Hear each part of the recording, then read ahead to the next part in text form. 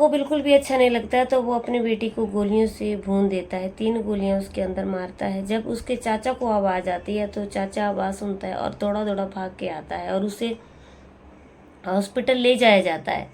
Hospital में ले जाने के बाद दोस्तों डॉक्टर उसे मृत घोषित कर देते हैं। जब दुनिया को पता चलता है तो सब लोग ये जानने के लिए बेताब थे कि आखिर एक पिता ने एक टेनिस खिलाड़ी जिसके लिए 1.5 करोड़ का वहाँ पे एकेडमिक बनाई, टेनिस एकेडमी बनाई, आखिर क्या कारण था मौत का। तो चलिए आज की पूरी कहानी शुरू करते हैं।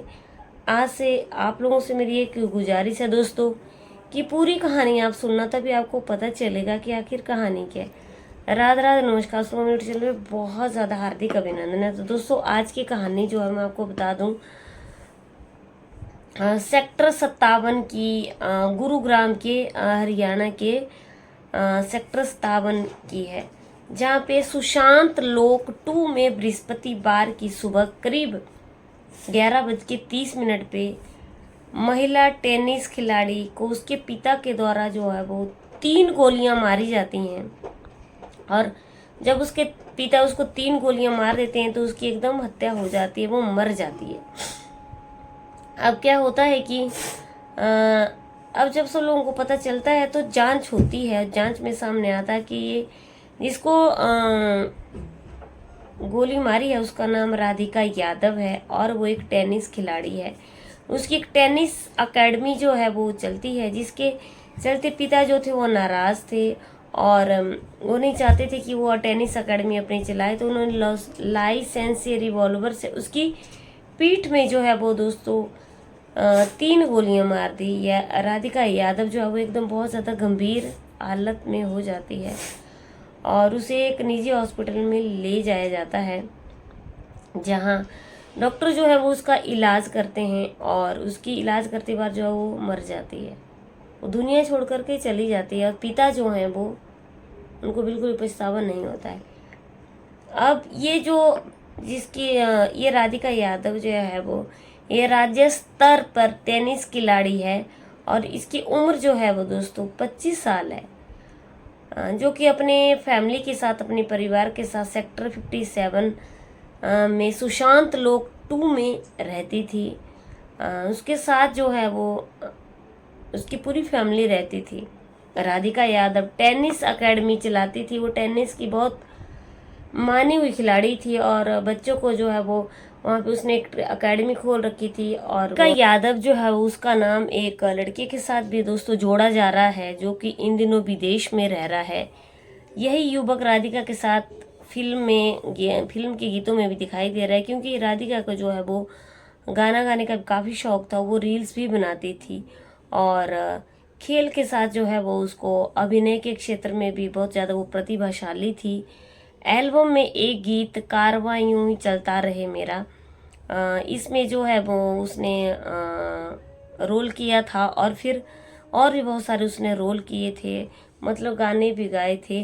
मेन की प्रतिभा जो है वो खूब सराही गई थी। सोशल मीडिया पर इस गीत को हजारों लोगों ने जो है पसंद किया था। राधिका की मौत के बाद जो है इस गीत के कई क्लिप और गानों की लाइन काट कर जो है वो वायरल हो रही हैं। किसी ने नहीं सोचा था कि इतना दर्दनाक जो है वो दोस्तों अंत होगा।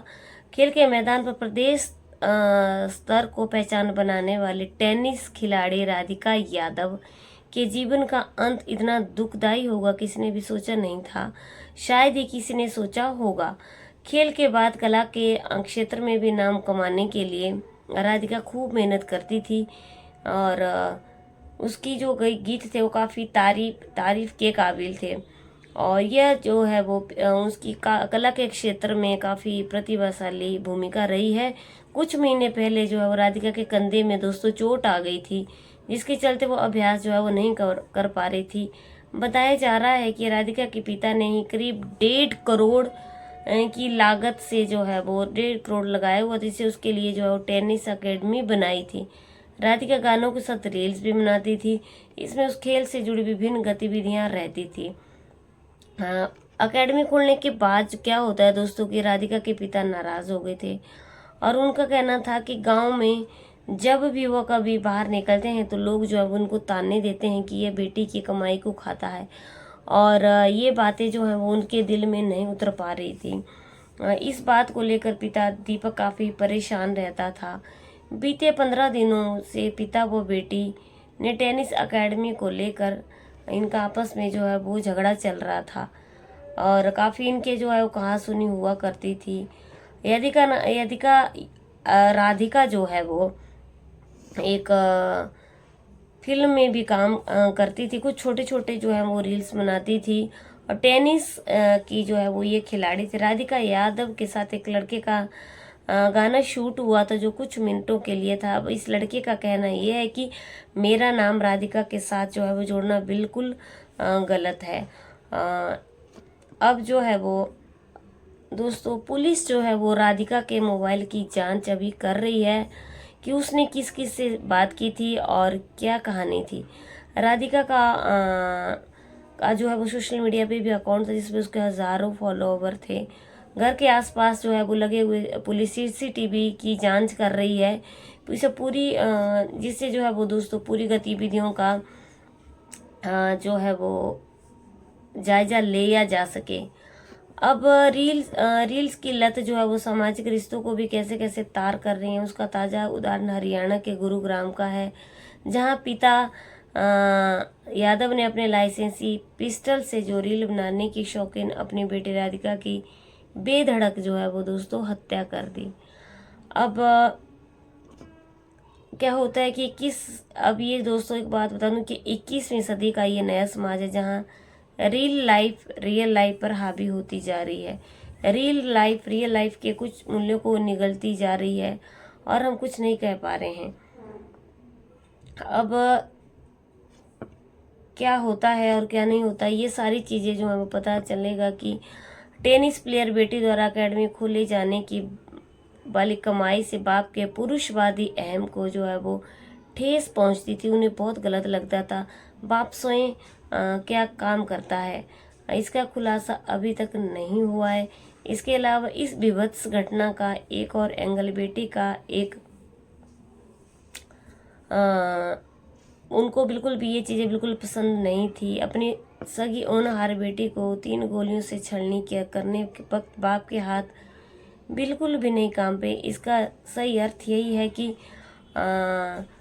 समाज जो है वो अपनी मर्यादाओं को लांघ गया है, रिश्तों को तार तार करके रख दिया गया है, जहाँ पे कुछ भी समझ नहीं आता है कि कौन हमारा क्या है, कौन हमारा क्या नहीं है। अब राधिका का जो हत्याकांड हुआ है दोस्तों, इसमें अभी पुलिस जो है वो सीसीटीवी कैमरे खंगाल रही है कि कहीं कोई और जो है वो कोई बात तो नहीं थी। राधिका यादव के पिता ने उसको गोली मारने के बाद उनको कोई भी दुख नहीं होता है और उनके चाचा जैसे उनको हॉस्पिटल में लेकर के जाते हैं तो वो वहाँ पे मृत घोषित कर दी जाती है। डॉक्टर इलाज तो करते हैं लेकिन वो मृत घोषित हो जाती है। अब उसकी बॉडी को जो है मोर्चरी में रखवा दिया था। अभी पुलिस जो है पूरी जांच कर रही है कि कहीं और कारण तो नहीं है। अगर दोस्तों मेरी वीडियो अच्छी लगी है तो लाइक शेयर कमेंट करना, चैनल पर पहली बार आए तो चैनल को सब्सक्राइब करना। कल की कहानी फिर से मिलेगी, जय भारत।